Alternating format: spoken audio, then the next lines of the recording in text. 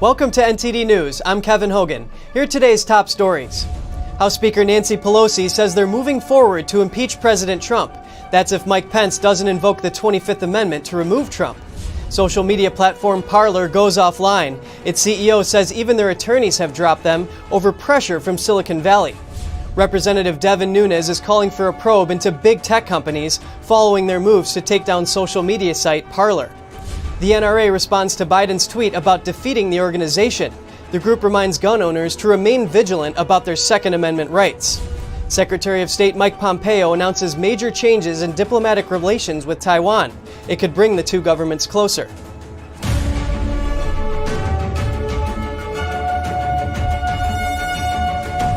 Nancy Pelosi says today the House will move forward with plans to impeach President Trump. That's if there's no response from the vice president to enact the 25th Amendment. In a letter to colleagues Sunday, Pelosi said House Democrats will try to pass a resolution calling on Vice President Mike Pence to invoke the 25th Amendment and so declare President Trump incapable of carrying out his presidential duties. Democrats have given Pence 24 hours to act. If he won't comply, the House will consider articles of impeachment over the U.S. Capitol breach instead. The House's third top-ranking Democrat, Hakeem Jeffries, announced to the move Sunday. Mainstream media outlets report that President Trump is responsible for inciting the violence and break-in at the U.S. Capitol. In the president's January 6th speech, he said protesters were going to peacefully and patriotically make their voices heard at the Capitol. Senate Majority Leader Mitch McConnell, however, sent a letter Friday to Republican senators summarizing Senate rules. It said the Senate could not act on any articles of impeachment until January 19th due to the Senate being in recess and holding only pro forma sessions. That's unless there's unanimous consent from all 100 senators agreeing to do so. Without that, McConnell says the articles of impeachment would be presented too late to be considered, either on January 20th or beyond. Harvard law professor Alan Dershowitz says Trump cannot be impeached once his term in office has ended. A group of House Republicans has called on President-elect Joe Biden to urge Pelosi to discontinue the impeachment efforts, calling it as unnecessary as it is inflammatory. They say it would further divide Americans. Law enforcement officials have opened at least 25 domestic terrorism cases related to the January 6th breach of the U.S. Capitol building. That's according to communication between an Army official and a congressman. U.S. Army Secretary Ryan McCarthy told Congressman Jason Crow about the cases and that the Pentagon was aware of more possible threats leading up to the presidential inauguration. The Department of Defense is working with law enforcement agencies to coordinate security preparation. Washington, D.C. Mayor Muriel Bowser has called on the Department of Homeland Security to increase security measures. Crow says the Pentagon made several attempts to offer National Guard resources to the Washington, D.C. Metropolitan Police and U.S. Capitol Police before January 6th, but that the department repeatedly refused help. President Trump ordered U.S. flags across the nation and abroad to be flown at half-staff until January 13th in honor of law enforcement and the officers who died after the protests. First Lady Melania Trump releases a statement saying she is disappointed and disheartened with the violence that happened at the Capitol. She's calling on Americans to heal in a civil manner. The First Lady says her heart goes out to those who lost their lives that day. She named all of the people who died and offered her condolences. She also decried personal attacks against her, saying the tragedy should not be used for personal gain. She noted that Americans are free to express their views without persecution and called on people to take a moment, pause, and look at things from all perspectives. She said differences in political ideologies should not be used for aggression and viciousness. A top Republican in the House of Representatives says he's exploring legal options with fellow members of Congress after big tech shut down the social media site Parler. Representative Nunes is calling for a racketeering probe into big tech for shutting down the social media website Parler. The site is an upcoming alternative to Twitter, which banned President Trump from its platform on January 8th. Then Instagram, Twitch, and Facebook did the same. The ranking member on the House Intelligence Committee said on Fox News, "If you don't want to be regulated by left-wingers that are at Twitter and Facebook and Instagram, where you get shadow banned, nobody gets to see you." Users flocked to Parler following Twitter's censorship of President Trump. Both Google and Apple announced over the weekend it had removed Parler from its online store, preventing new users from downloading its app. Then Amazon announced it would stop hosting the website, effectively preventing users from accessing the website. The effect of this is that there is no longer a free and open social media company or site for any American to get on any longer. Nunes says the CEOs of the companies should be prosecuted. The American Civil Liberties Union is warning that the suspension of President Trump's social media accounts indicates unchecked power by large tech companies to silence voices. 2 more companies say they won't do business with President Trump anymore. Stripe and Shopify announced new restrictions on his campaign and his business. Payment processing company Stripe explained it won't process payments for Trump's campaign because of the breach of the Capitol building last week. That's as e-retailer Shopify takes down online stores for both the Trump organization and Trump's campaign. The Trump campaign has not responded to requests for comment. At least 13 companies or services have taken action against Trump and his supporters following the Capitol breach. Parler's CEO talks about the latest blow to free speech after Parler's website was taken offline over the weekend. Here are the details. If you're trying to access Parler's website, you'll get a message like this: it can't be reached. On Sunday, Parler CEO John Matz told Fox that Amazon, Apple, and Google are colluding to take Parler down. He said they made an attempt to not only kill the apps, but to actually destroy the entire company. But it's not just these 3 companies. Every vendor, from text message services to email providers to our lawyers, all ditched us too, on the same day, and they're trying to falsely claim that we were somehow responsible for the events on January 6th. Critics claim protesters used Parler to organize the storming of the Capitol and encourage violence. But Matt says there's no way to organize events on the app, and that big tech has double standards. He says Twitter let Hang Mike Pence trend the same day Google banned his app, which had reached #1 on Apple. Amazon claims they didn't coordinate with Google or Apple, and that they've seen an increase in violent content on Parler's website. Apple and Google haven't responded for comment. Matt says the actions against Parler would put anyone out of business. He says, they could destroy anybody. I totally see the danger here. What they're doing and the amount of the power they have is not just frightening, it's actually extremely scary. He says they're trying to get back online as quickly as possible.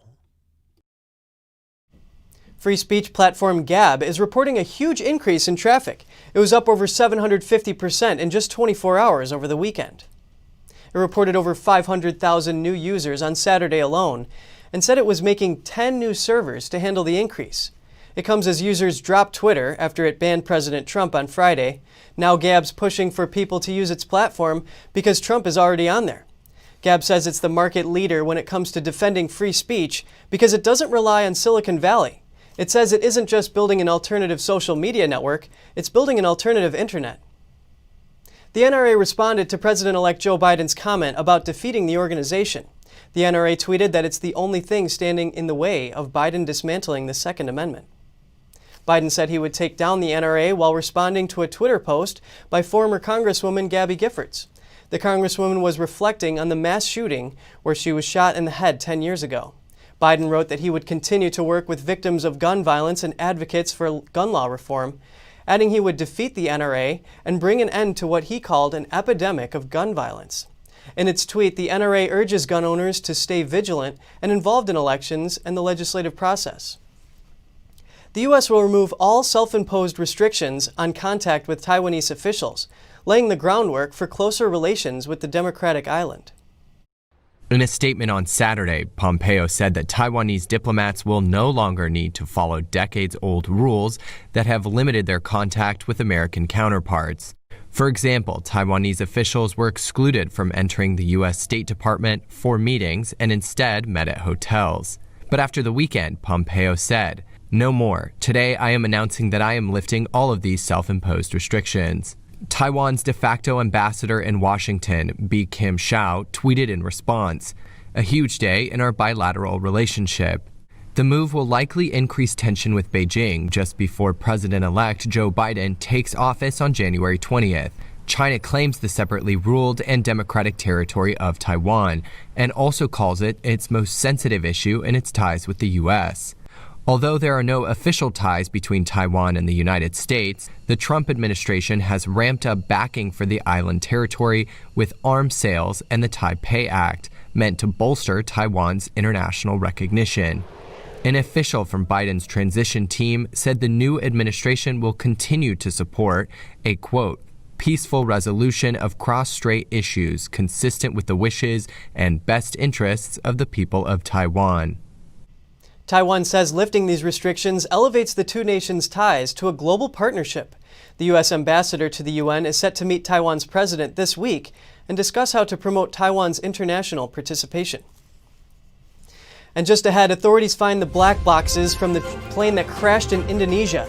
The plane plunged into the Java Sea on Saturday. A major LA gadget show turns to tech for virtual salvation. Thousands of exhibitors pitching to digital crowds. More on that in just a minute.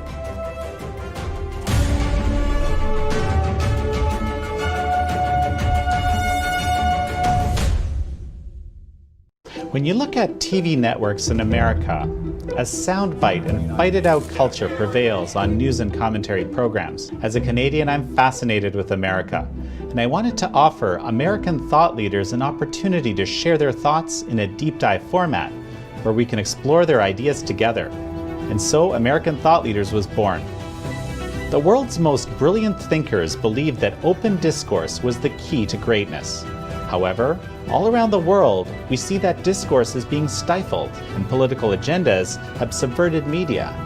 The Epoch Times launched its Global Thought Leaders program to bring back this great tradition of free thought.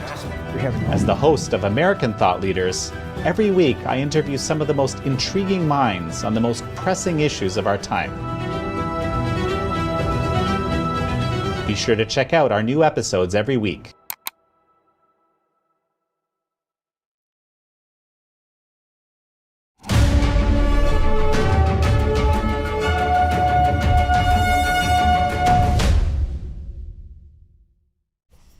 Search and rescue operations are underway for the Sriwijaya Air 737-500 that crashed with 62 people aboard on Saturday. Authorities have now located the plane's black boxes, and the victims' families hope it will provide answers. Authorities in Indonesia have now located the black boxes from the Boeing 737 airliner that crashed into the sea on Saturday and hope the devices will provide some answers. There have been no clues yet to what brought down the Sriwijaya Air passenger jet with 62 people aboard. Search and rescue efforts are ongoing. Some victims' remains have been found. For relatives of those aboard, heartbreak. Family members are providing DNA samples to help identify their loved ones. It was raining when the plane took off shortly after 2:30 for a short trip to a neighboring island. The plane was a 27-year-old 737-500 model, which is much older than Boeing's controversial 737 MAX, although it's widely flown and doesn't share the same equipment implicated in the MAX's safety crisis. Sriwijaya Air also has a solid safety record. However, Indonesia has a troubled history with air safety. In 2007, the European Union banned all Indonesian airlines after a series of crashes and other safety problems in the 1990s. The ban wasn't fully lifted until 2018. That was the same year of the Lion Air disaster, in which a 737 MAX operated by a different Indonesian airline plunged into the sea, killing everyone aboard. Deutsche Bank is agreeing to pay more than $100 million in a deferred prosecution agreement. Federal prosecutors in Brooklyn allege it broke anti-bribery laws between 2008 and 2017. A criminal complaint shows the German bank is charged with conspiracy to violate the Foreign Corrupt Practices Act and wire fraud conspiracy. A Deutsche Bank spokesperson says the company takes responsibility for past actions. Manhattan federal prosecutors are also investigating allegations involving the bank. They're trying to determine if President Trump misled or defrauded it by overstating the value of his assets. The Consumer Technology Association is preparing to stage an all-digital consumer electronics show for the first time in 2021. That's after the pandemic forced it to cancel all in-person gatherings in Las Vegas. CES is one of the world's biggest technology conferences, but this year the event won't be filling the halls of the Las Vegas Convention Center. Instead, it'll be virtual. And as we look forward to 2022, we're planning a hybrid event, but nothing's certain. I mean, obviously, we'll do the best we can. We have a long runway before 2022 January and our commitment to Las Vegas. And we are looking forward to, figuring out how to do the best way possible. The event's switch to a digital-only setting was another blow for Las Vegas. Like most other tourist destinations, the city is suffering as people stay home or vacation locally. The financial impact for the CTA is also daunting. A lot of companies were concerned about not only the attendees, whether they would show up in Las Vegas given concerns, but their own companies. There was concerns among employees, and there was a lot of anxiety. The new digital venue comes courtesy of Microsoft and will let users message other attendees, schedule meetings, and watch hours of live hosted content and product demos. Over 100,000 attendees are set to attend online. About 170,000 attended in person last year. The 4-day digital CES attracted some 2,000 companies including Samsung, LG, IBM, Intel, Omron, Mercedes-Benz, and Audi. The show runs Monday to Thursday this week. Giraffes are known for long legs and long necks. That's why even scientists are surprised to discover dwarf giraffes. Giraffes can usually grow to 15 to 20 feet tall, but scientists working at wildlife parks in Africa found 2 giraffes only 8 to 9 feet tall. That's just half of the height of most normal giraffes. Julian Fennessy is the co-founder of the Giraffe Conservation Foundation. He tells about their discovery. It looks like a very young 1-year-old giraffe. So, yeah, we were definitely all very surprised to see it, and then went about doing a little bit of research to figure out what was going on. Unfortunately, we'd probably need to do some genetic work if we want to understand more, but we can definitely tell that it is a dwarf giraffe. In 2018, scientists found one of the dwarf giraffes at a national park in Namibia. Back in 2015, scientists found another dwarf giraffe in a wildlife park in Uganda. Both have normal long necks, but they have short, stumpy legs. This may be because of a medical condition called skeletal dysplasia. It affects humans but rarely occurs in wild animals. Fennessy believes giraffes are in danger. Giraffe are definitely in peril. We call it the silent extinction, getting more awareness and education. And while we do such interesting research that pops up with dwarf giraffe, we're really trying to figure out what's going on in each country, helping governments and other partners to put together better conservation management practices. He says his organization is researching why dwarf giraffes are popping up. He also hopes their efforts can help governments better conserve wildlife populations. A retired teacher in California trains puppies to become guide dogs for the blind, and she's been doing it for more than half a century. When Mary Beth Hearn was 10, she asked her parents if she could train a puppy to become a guide dog. I got my very first puppy in August of 1962, little black Labrador named Letta, and it's been a puppy ever since then. It turned into a lifelong mission. For more than 50 years, Hearn has been a volunteer puppy raiser, training dogs in household skills to become guides for the blind. But she didn't stop there.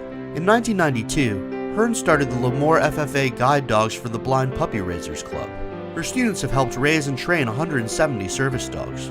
When school moved to virtual learning due to the pandemic, Hearn and her students continued to train 12 dogs. She supervised socially distanced playdates with the students and dogs in fields outside of the school grounds. I've had kids and dogs in my classroom now for over 20 years. The students spend 12 to 14 months with each puppy. They train them to walk on a leash, behave themselves in public, and other basic skills they'll need.